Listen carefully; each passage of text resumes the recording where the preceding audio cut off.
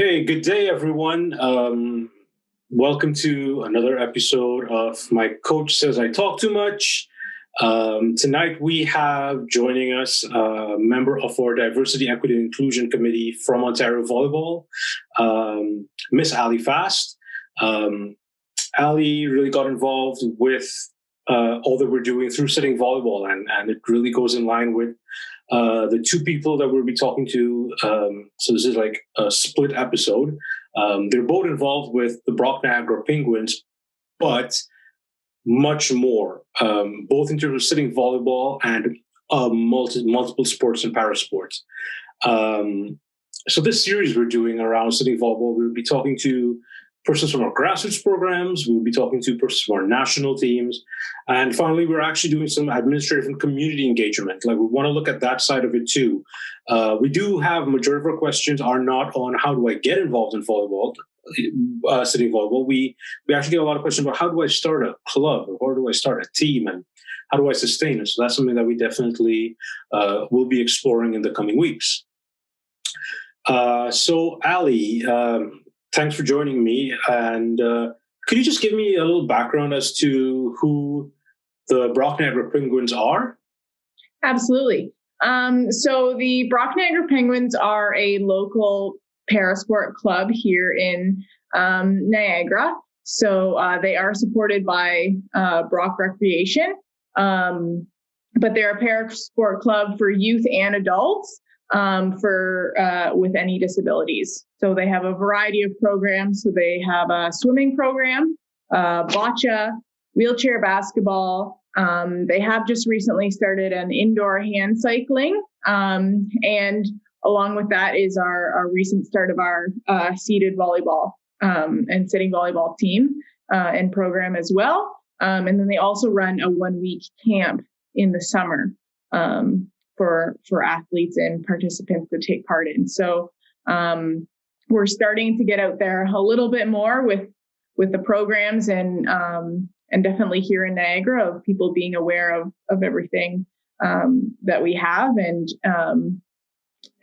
yeah, it's a great program. If anyone's interested, they can look up the website, just the Niagara Penguins, to find more information. We'll definitely add that to the show notes as well.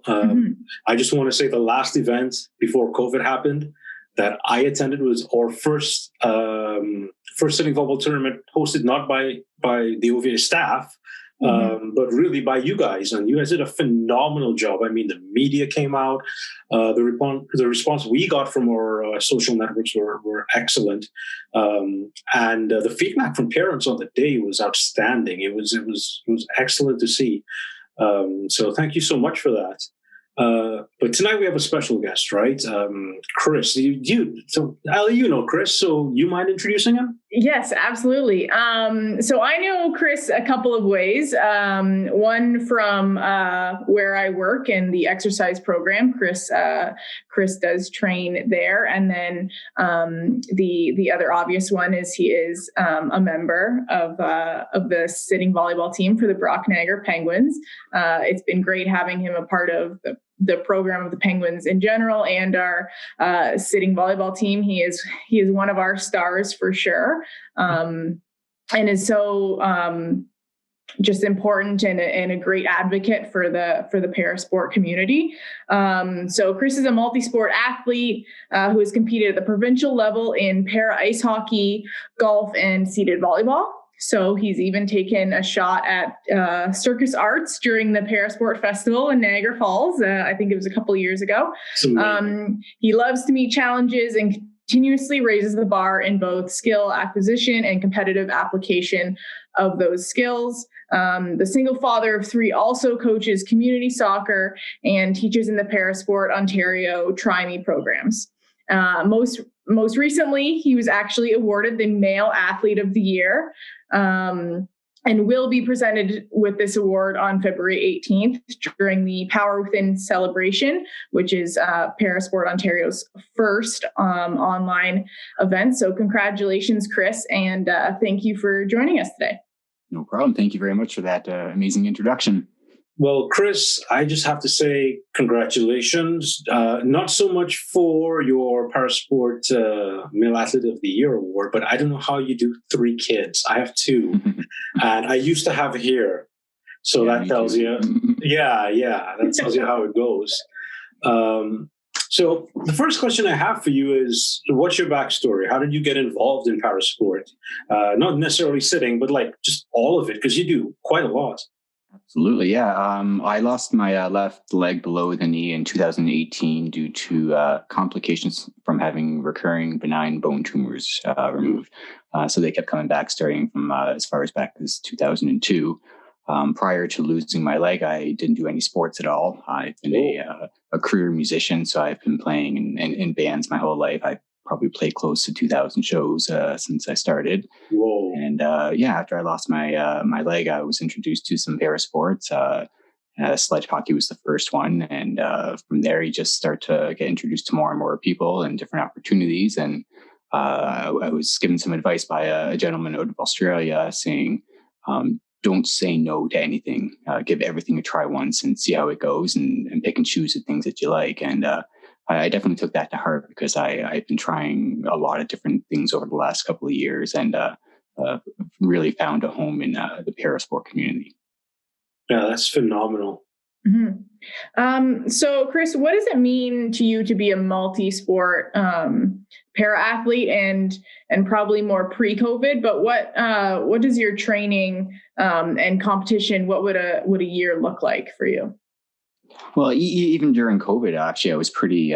2020 was a pretty busy year for me. So as far as being a multi-sport athlete, I never really intended to be an athlete at all, never mind multi-sport. So, and like I said, I just wanted to give different things a try.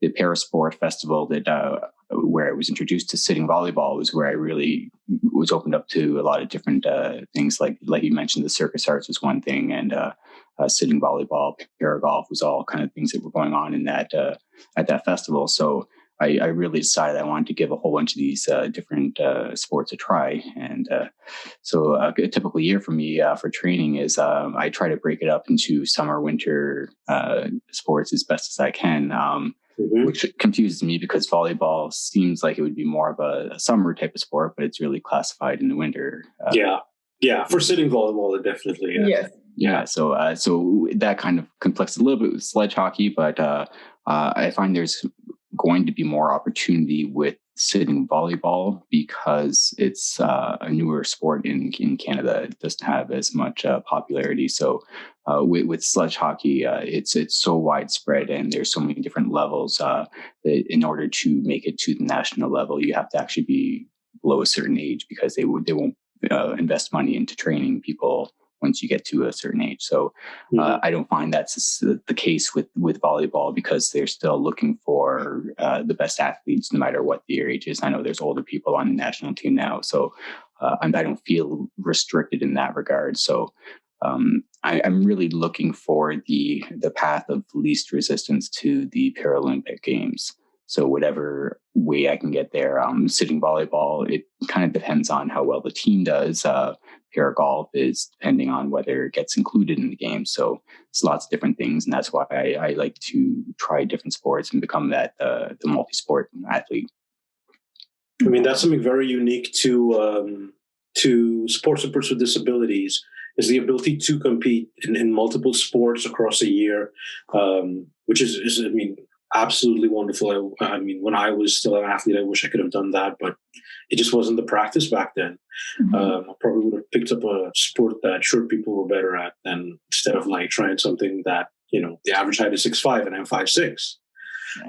But speaking about like the sitting volleyball part of it, what was your pathway? Like how exactly did you start? And you mentioned that your first exposure to parasport was sitting. So like where did you start and where do you consider yourself to be now? So I was first introduced at the Niagara Parasport Festival in 2019. Just kind of attended there, and they were doing a demonstration there. Gentleman Joe Millage from you may know Joe. So he was kind of running the demonstration there, and a lady, her name was Jolyn Wong. She's from Petawawa and is on the ladies national team. So she was kind of running things there, and I started playing around with her, and she said, "Have you played before?" And I'm like, no, just giving it a try. She's like, well, that's interesting. And so started talking to Joe a little bit. And then I came back the next day. Joe said to me, in a couple of weeks, there's the National Volleyball Championships happening in Toronto, and we're doing a sitting volleyball demonstration with some of the national team members. And I'd like for you to come on up there and do the demonstration with us. And I'm like, okay, great. I just gave this a try for the first time here, and now you're having me with the national team. So that's kind of cool. So, so yeah, I went up to Toronto, and yeah, sure enough, there was, I think, four national members up there, and yeah, we played for the afternoon up there, and I got to meet the guys. And so from there, the Penguins just kind of they had their first season already, and so I was joining in after that, and that got me some weekly practice. And I reached out to the head coach of the national team out in Edmonton, Alberta, a gentleman. His name is Jeff. I think Joe was the one who actually got me connected with him initially. And we've just kind of been connecting back and forth through emails. I've sent him some videos of my training, what I'm working on here, asking him where do I need to focus my training, what's the best things, and he'll give me pointers here and there. Then COVID hit, and we've been just kind of waiting for their national camp to hit. And actually, I got an email from him just a couple of weeks ago, just touching base, saying, we're still here, we're still interested. Just as soon as we're able to get things going, I'll let you know. So that's where I'm at right now. That's pretty fast step into a pathway. So you must be really good. I mean, I think I remember seeing you scrimmage last year. Or year before, 2019, yeah, in Toronto. I remember one of the pictures you sent me. I'm like, I think I actually took that picture. Yeah, you made you doing those pictures for Joe. Yeah, yeah. Chris is known on our team to, if Chris is about to hit the ball, you either need to put your hands up or turn the other way. There's been a couple times that other players have ended up on the wrong end of maybe a hit, that as a coach, it's like, I want to cheer because that was a great hit. But then I also have to worry because we're all on the same team still, and just need to make sure my players are okay. Yeah. Chris, one thing. So you had said you were a musician. So growing up, did you play volleyball at all, or was this kind of the first time you ever had really kind of played? In high school, I played, I think it was grade 9 or grade 10. I played on the junior volleyball team for one season, rode the bench pretty much. I played a couple of games here and there, but yeah, I only did it the one season. And after that, that's when I really started focusing on music, and I started actually playing shows when I was 17. So really, I was short back then as well. I didn't break 5 feet tall until I was in grade 11. So like really, really short. So sports wasn't a big option for me early on. And by the time I was starting to get tall enough, I was so far behind the curve on everything that just it never took flight for me. So yeah. So what do you find most challenging about sitting volleyball? And then on the other aspect, what do you find most rewarding? Most challenging for sitting volleyball is training at a high level, because there just isn't enough people in the area that I can, like you said, if I'm about to spike the ball on someone on the Penguins, I'm almost scared I'm going to hurt someone, and that's maybe 2 people on the team that I feel comfortable spiking on. Right. It's really hard to continue at a high level of training if I'm always kind of holding myself back. And then if I take my own time to practice, then it's only hitting against the wall, and I don't really have that engagement. The most rewarding part about it is kind of interacting with the younger people and seeing their growth and how they enjoy the sport and their accomplishments, and going from at the start of the season where they can barely hit the ball over the net to suddenly these people are serving the ball fantastically right from like that kind of growth is the part that I really enjoy the most with the sport, for sure. Absolutely. That's excellent. So from like where I sit, I don't want to just capture all the good things, and you've said amazing things, like just your pathway to getting involved in the national team. Like we don't have another story captured like that anywhere else, right? Like people don't realize how quick it can be once you're involved. So having someone that represents that is quite inspirational. On the other side, I want to ask you to sort of dive deeper into some of the things you said before. Where do you feel supported by your community and by us, or unsupported for the same? Because like we invest a lot in the grassroots side of it. We leave the national teams of volleyball Canada, but this middle ground is always still a big gray area that we're both trying to meet ends on. Absolutely, yeah.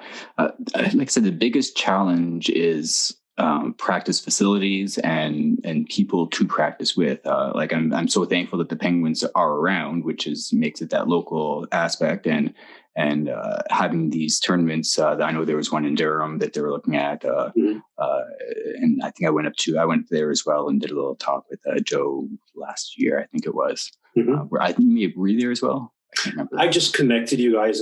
I just connected the whole thing. My colleague Oakland was there. Oh, okay. Yeah, we hired Oakland because I was getting overwhelmed with all these other grassroots things, and he was going to focus a lot on these new development programs. And for us, sitting is the fastest growing version of our sport. Like it's every year the numbers are doubling, and it's really a lot of it has to do with people like Joe and yourselves going out, talking, and inspiring people. Mm-hmm. Yeah. So yeah, getting together with other high level athletes is probably the biggest thing that I can see as where we get some benefit from Ontario volleyball and organization, maybe some sort of camps or some sort of when there's tournaments, having like an all-star game or something where you can interact or play at that higher level. Even on our last tournament, like our team, we split it into two separate teams, and because of that, we were kind of limited to how well we could have done. If we put our all-star team together, then we probably would have gone top 1 or 2 or 3 in that tournament for sure. But that's, I find, where the challenges lie as playing at a higher level is trying to continue training at that higher level and maintain that motivation. It's having the national team out there and available. It's kind of like it dangles in front of you. It gives you something to work for and strive towards. But the path to get there, you have to create it yourself in order to get there right now. And so trying to find some sort of program or something that they recognize where they can, as a feeder system into the national program, that would be something definitely that would be needed in the province. You're definitely getting my wheels turning with that, because for our able-bodied athletes, it's way easier to have clubs run and sustained. So they have a middle step there. And then their layer above that is our high performance programs and our Team Ontario. So if we don't have the clubs at the moment, because that's a longer process to sustain, that doesn't mean we can't have an inclusive Team Ontario high performance programs, meaning guys like you, ladies like you, who want to take that step to the national team will be the priority to athletes that are going to be worked with. But we can also have able-bodied athletes work with you guys to give fair competition, right? So both sides benefit. Because one, we're trying to develop people to become administrators and program conveners and connect with universities similar to models like Brockland and the Penguins have done. But they also don't have access to the athletes. So if we could bring these two worlds together, it's just a light bulb going off there. I think that's not a ball head shine. That's a light bulb. Yeah. I think that's a big part of it too, right? Like this sport is growing so fast. Like for example, for our club, but you have two almost separate, where you have the people that are joining and are just excited to be part of a team sport, because there aren't that many opportunities for para athletes to participate in a team sport like this. And then, so they're kind of beginners, like maybe they've never even played volleyball in their life. And then you have people like Chris who just pick it up. It's like riding a bike, and he's just already at that level. So there's almost like no middle ground. And it's almost like you either have the athletes who need to be pushed or need that intense competition. And then you also are trying to just develop the program and get people just excited about being part of a team and this type of sport. So it's kind of figuring out how can you benefit both areas and figure out how you can still accommodate all of the athletes over that variety, right? Yeah, our focus in 2020 was to have full integration of sitting volleyball in like all our big tournaments. So the one that you guys hosted was its standalone thing. But the next step up to that was our OCs and actually our beach OCs. And what we wanted to do was have 4-on-4 there. Unfortunately, it got canceled and it was a massive event. But I still think even creating more opportunities for competition, we still need that middle ground for people like Chris, right? Because he's an outlier in a way, but the more people that are getting exposed, those outliers now become the norm. That's one reason. The other reason is that like every time we have a tournament, there's a kid from a team that comes up to me and goes, well, where do I go to next? And I have to tell them, we're building that, which is a sad thing to say. It's positive in one side, but it's also like, ooh, I'm actually slowing down your development and you're actually really good for a kid. Yeah. And I'm talking about like 14 and under. So, I remember at that tournament we hosted, there were a ton of great players there. And doing well, like against the able-bodied teams. And again, with sitting volleyball, if you're able-bodied or not, and if you're a volleyball player, sitting volleyball is completely different. So you might play, and that was one of the great things about hosting the tournament is the able-bodied people who were there commenting after to us of just, that was so hard. I was not ready for that. And I also didn't expect to get the ball hit at me so hard from some of these teams and players, which is great, right? Like you still want like a fun atmosphere and for people just to realize how tough the sport is at the same time. Yeah, I think people don't realize how tough it is. I'll give you a story. I think it was the 2018, 2019 Parasport Games. We had our Team Ontario beach athletes and coaches. They always play in sitting volleyball. Like they love it, right? But they never competed. It's different from like scrimmaging around. Yeah. So they entered a team. We were there. And they were like, we're winning, but we are absolutely dying. We cannot move. Some of them worked legs the day before. So they're like, oh my God, like my body is ruined. This thing is ridiculously tough. Some of them even said like, I can't imagine playing this at a higher level than this. Like it is tough. I could tell you from like my exposure to it, trying it, I was like, this is hard, man. This is, there are muscles in my butt I'd never felt before. I feel it now. There are rolls on the side. I did it as an able-bodied athlete, but now on the ground and you have to adapt. It's way different. Even in your brain, it's different. Yeah, absolutely. So, Chris, how does this process of the national team qualification compare to other sports that you've encountered, like the sledge hockey or the golf? Yeah, the process to even get in touch with the coaches was easier. Sledge hockey, like I said, it's such a larger community, and the process. I mean, they're governed under Hockey Canada. Players on the team have national sponsorships, like Tyler McGregor just signed to CCM, for instance. So it's such a larger community just to get even to the provincial level. It's challenging. Even at 41 years old, I'm told that I have to be given a special exemption to make the provincial team, never mind the national team. So there's so many different challenges to get to that level, where with sitting volleyball, first, there is no provincial team, but I was able to get in touch with the national team, and he is receptive to having me come out to tryouts. He says, well, your first time coming out here, you got to pay your own way. If you make the team from there, then there's funding and et cetera, et cetera. So there is a lot easier process to get there. And golf, again, is the same way with sitting volleyball. It's in the grassroots program right now. So there isn't even really a national program established that's being worked on at the moment. And thankfully, because I'm working with the guy who's doing it, I'm kind of included with that program right now. And he's kind of just assembling all the different scores and separating to your different disability classes, because a biamp, for instance, is going to have a lot harder time than a single amputee, so they get ranked differently. So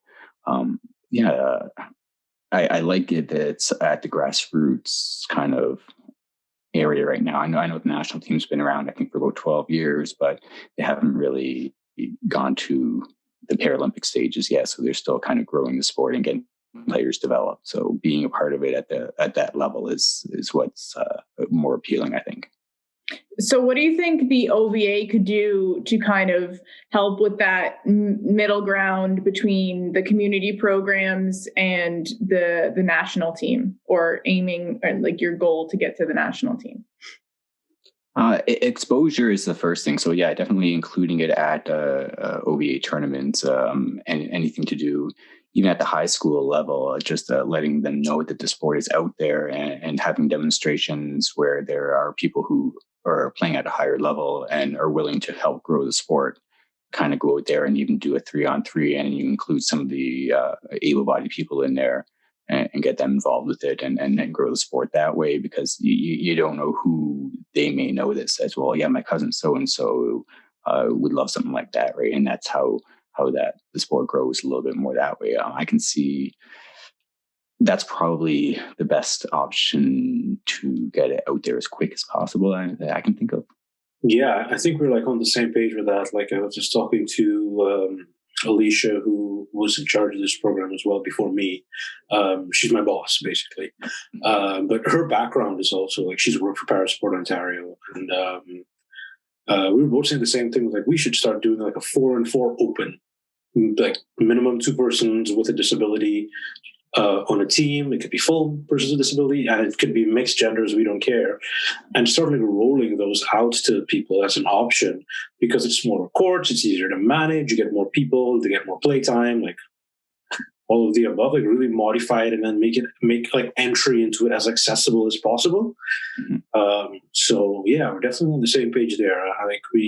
I completely agree with you. Like, we need to fill this middle area with quality. Not just fast, but with quality. But yeah. I think like this last year has started connecting the dots for a lot of us. From where you sit, you may not see it, but our province has been probably the most affected by the pandemic in terms of lockdowns. But during that time, I sit on a grassroots committee for Volleyball Canada, and like all the other provinces are reporting, hey, we're starting up Seated Volleyball. We're seeing what you guys are doing. We're learning from what you guys are doing. Or we're doing our completely own initiative, like some of them are just doing that.